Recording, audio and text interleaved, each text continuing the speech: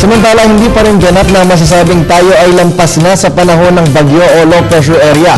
Alamin natin yan kay April Enerio live sa Pag-asa DOST kung ano ang ating hinaharap pagdating sa lagay ng panahon.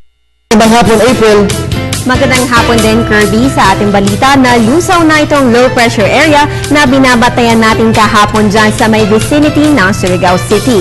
Sa inilabas na weather advisory na Pag-asa kaninang alas 10, bagamat nag-dissipate na itong LPA ay makakaranas pa rin ng moderate to heavy rain sa Bicol Region, mga probinsya ng Quezon at Aurora, Isabela at Cagayan.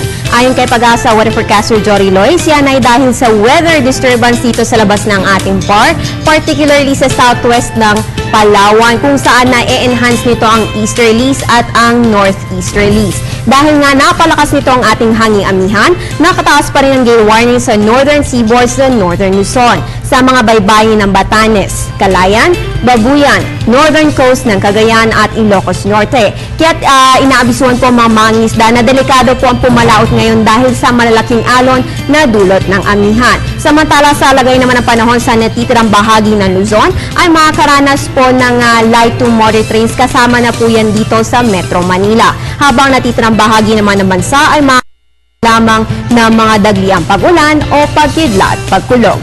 45 a.m. at ayon dito ay may posibilidad ang formasyon ng thunderstorm sa Kamaynilaan sa loob ng 12 oras, kaya't mas mabuti na pong maging handa at magdala ng payong araw-araw. At yan ang latest mula dito sa Pag-asa DOST. Para sa Telebisyon ng Bayan, April Enerio.